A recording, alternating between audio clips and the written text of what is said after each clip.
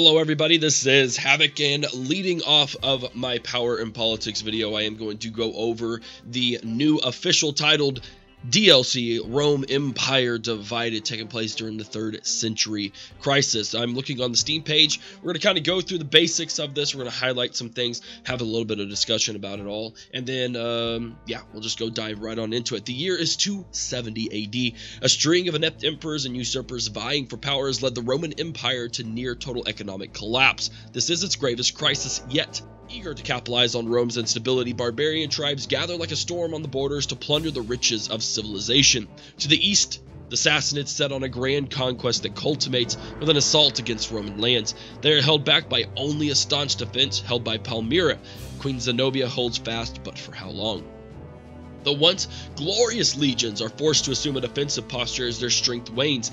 Time is not on Rome's side, however, there is yet hope. Aurelian stands ready to take the reins in Rome, though the task he faced seems insurmountable. Will you unite an empire divided and return Rome to its former glory, or will you become the arbiter of its final downfall? So again, giving you some context of the 3rd century crisis. Beginning in the 270s, emperor was assassinated by his own men.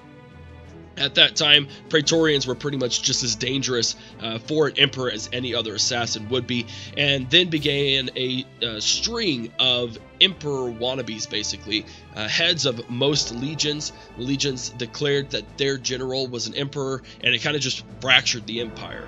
So what you had is you had 3 main subjects. You had mainland Rome, which consisted of Italy, and I think probably a little bit of Greece. You had Gallic Rome, which was up in France, up into Britain, and I think in the beginning most of Spain or Iberia. And then you had Palmyrian Rome, which was the Middle East. You had the Syrian coastline, you had things like Israel, you had the breadbasket of the civilization, which was of course over in Egypt. So just this really huge split. And of course, as history said, Aurelian was able to bring all of those people together, but will you be able to do so this time? So again, playable factions, the divided Roman Empire.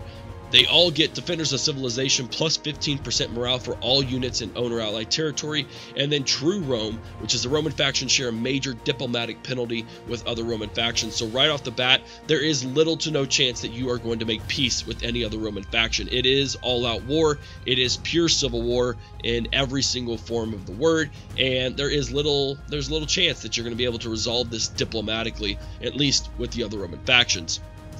Now, what's interesting, we're going to go through the main 3 factions of Rome, and then each of the new cultures gets their own base, and we'll go through it that way. Rome is, of course, led by Aurelian. He has the Iron Fist trait, which gives minus 50% resistance to foreign occupation, and then marching orders plus 15% movement range for all armies. As the uniter of Rome, this kind of makes sense. These are some really good traits to give Aurelian.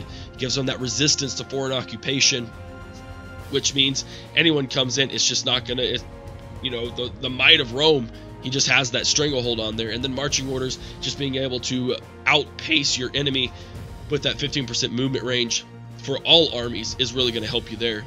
Gallic Rome is led by Gaius Tetricus. His faction traits are Romanization, public order bonus plus 6, max plus 6 from the presence of Latin culture, and then administrators, he gets minus 20% political action costs. To me, this is kind of a little weak. I kind of wish it was something more along the lines of, I don't know, I think most of his troops were kind of more, Gallic and, Celtic in that nature. So something along that trait probably would have been a little better. The Romanization and administration, especially going up against Aurelian, seems really, really weak. Minus 20% political action cost is great, but in the grand scheme of things, you're not really saving all that much money. A little bit weak, but we'll see how it plays out in the end. And then Palmyra is led by Queen Zenobia over there in the Middle East. Enlightened ruler, plus 20% research rate, and then piety, minus 4 banditry for each cult building in all regions. We'll get to the banditry and cult section later on. We have the Germanic kingdoms, which is the Saxones, the Gothi, the Marcomanni. They all share the cultural trait of the Terrors of the Night. They can always choose to fight night battles, which is an interesting thing. I never really fought many night battles, but I think this would give you the advantage for sure. I think you have to unlock that trait in Rome 2, so that would give you, that's basically like the lightning strike in Warhammer, where you get to choose only one army. And then Looters and Raiders plus 150% income from raiding and sacking. That's pretty common from the barbaric kingdoms, and they each have some really interesting faction traits, but we're not going to go into those as I mentioned before. We have the Eastern Empires, which is the Sassanids, Sassanids and Armenia, excuse me. They all have centralized authority, which means they all get -5 banditry in all provinces. Again, we'll get there. And then the Silk Road plus 20% income from all commerce buildings in all regions. So, of course, this is the rise of the actual Sassanid Empire that we see in Attila. This was their beginning. This was their kind of uprising. And they almost won in going up against Rome. So it makes sense. -5 banditry. They really getting their act together. And then that Silk Road, of course, gives them a very good income bonus start, which, you know, of course, as your strategy is them, you're going to want to start pumping into commerce right off the bat, just because it gives you that bonus. You have nomadic tribes, which is the Alani, the Britannic, oh no, excuse me, the Alani only. Sorry about that. Their cultural trait, nomadic archers, plus 25% ammo for all ranged units. A warlike people, plus 3 army recruitment slots in their home province. So the Alani, I think, is going to pretty much be like our only horde type faction. It makes sense as a nomadic tribe. Now, of course, they kind of did that in Rome 2, where they were actually established. So I don't know if they will be kind of the roaming hordes or if they will simply be nomads. I guess we'll probably find out in a little while, hopefully. And then the last but not least, the culture of Britannic Celts. They get the heroic culture of a plus 20% charge bonus for all units, and the Sacred Spring, a plus 6 sanitation. So it'll be really interesting to see how all these factions combine. This is some very distinct cultures that we have here, and especially for such a short time period, bringing in all these different factions, tribes, and whatnot is actually going to be a lot of fun. So we do have some interesting campaign features. 5 of these 10 playable factions are classified as heroic factions. These are Rome, Gallic Rome, Palmyra, the Sassanids, and the Gothi. Heroic factions have grander and more elaborate victory conditions, and they have their own faction leaders who don't die in battle. This is, of course, kind of pulling off of Warhammer. They've seen kind of the benefit of having a legendary lord that doesn't die. I really don't mind this at all, especially because, at least with the historical title, we will have a time progression, and that's a definite kind of give and take that I'm willing to make.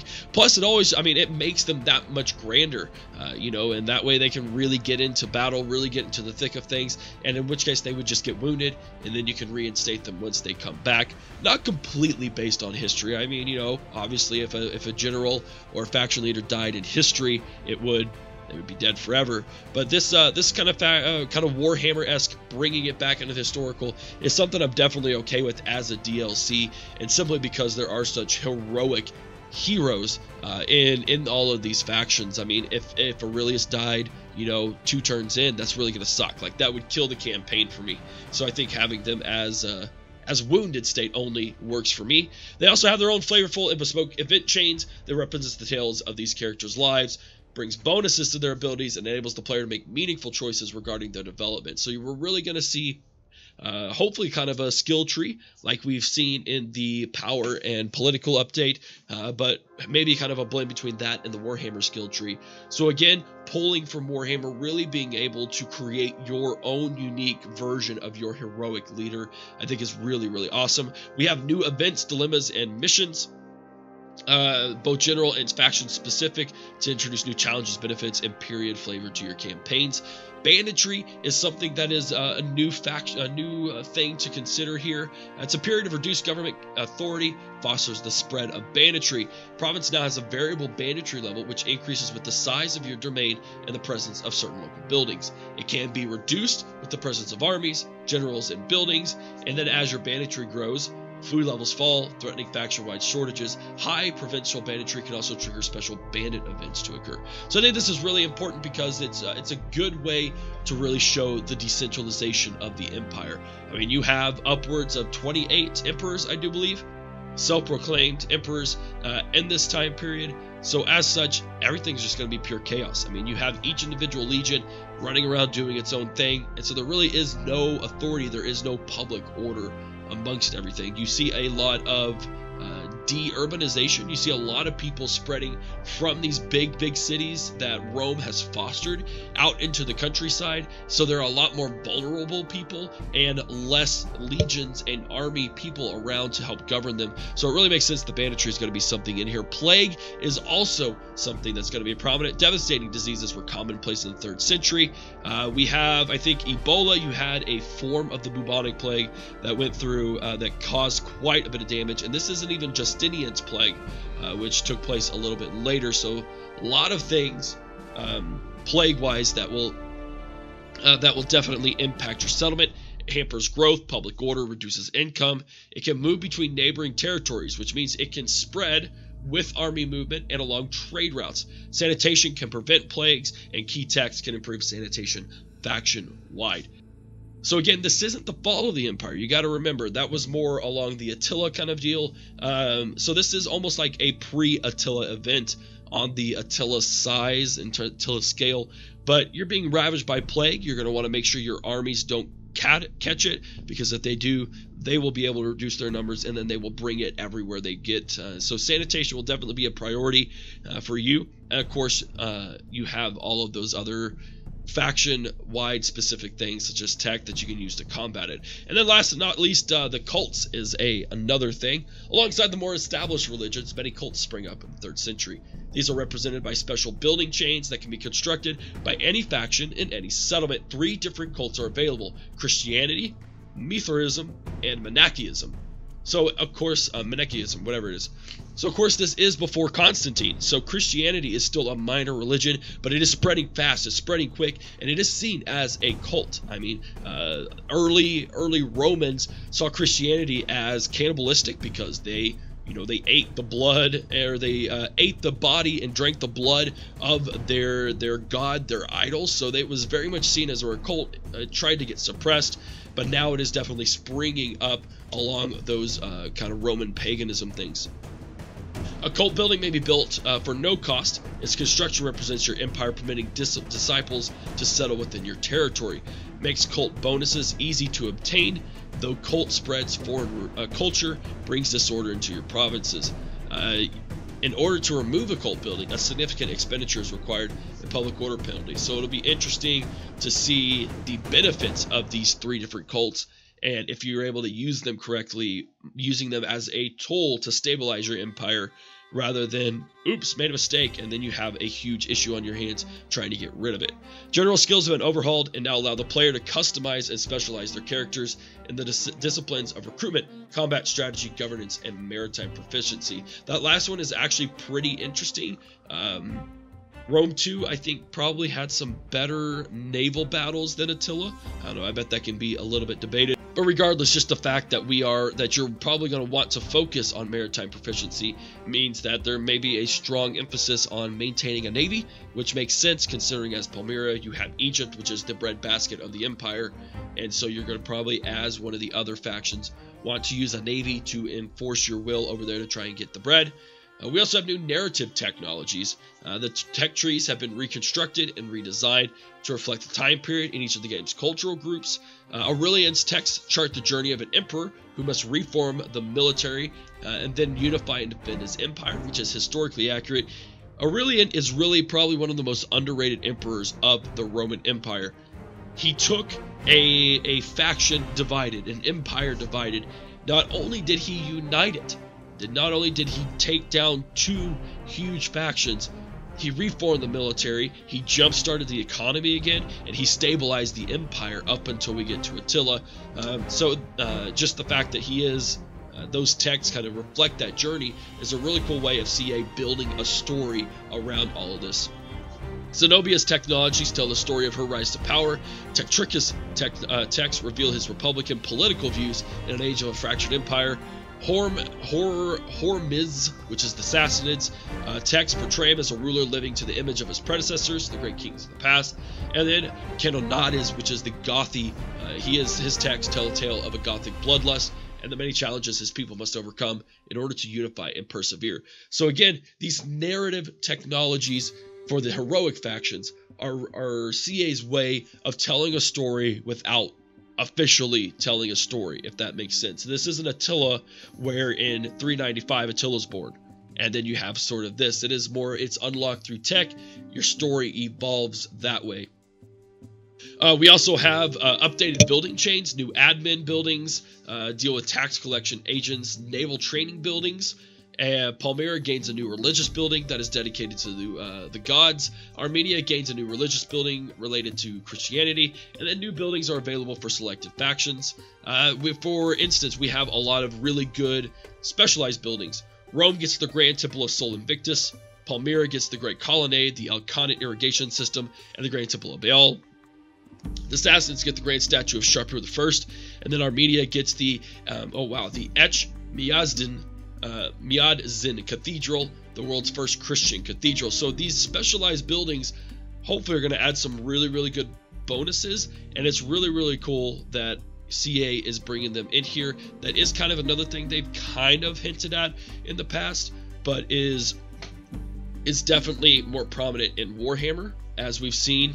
Especially in Warhammer 2, but like the Empire, you conquer a certain region, you're able to build a certain building, which gives faction-wide effects, etc., etc. And then last but not least, we're going to look at a few new units. Rome gets legionnaires. We get heavy infantry units, Praetorians, the Joviani, and the Herculiani. Equites Dalmatarum, which are our famous light cavalry. We have the Clibinari and the Cataphractari, which are heavy cav, precursors to medieval knights. You got to remember, this is a precursor leading up to the medieval era, and so it makes sense that we're able to see some of those. The Gaelic Rome has Teofili cav, famous associated barbarian cav with their distinguished shield designs. I'm very looking forward to seeing those guys. Gaelic Legionnaires, which are distinctive from the Roman Legionnaire version, and then Gaelic Axemen and Longswords. Also very excited to see the Longswords. And then last we have Palmyrene Rome, Palmyrene Legionnaires, which are distinctive because they prefer spears over swords. We have Middle Eastern foot soldiers, archers. We have cataphracts, Palmyrene cataphracts, and then we also have armored camels. So a lot of interesting units. Just seeing some of the pictures, which I've been scrolling throughout the video, there definitely seem to be some reskins for sure, which doesn't really disappoint me as much. This is a DLC after all, all things considered. But I do think the unit cards, they've changed, the UI has changed, and I really think we're going to get some maybe Attila-style models in this, so that way it doesn't look so Rome 2. It's a good blend of Attila as well as Rome 2. And that's pretty much it, guys. I'm really excited about the Empire Divided. I'm excited to get more information, and of course, I will hopefully get early access to this game, in which case, I'll ask you guys what you guys want to see, what you would like to know about, what has changed between the Grand Campaign and this DLC, etc., etc. Guys, if you enjoyed this video, give it a thumbs up. Haven't already, hit that subscribe button. Follow me on Twitch, Twitter, Facebook, and Instagram. This is Havoc, and I'm out of here. Peace!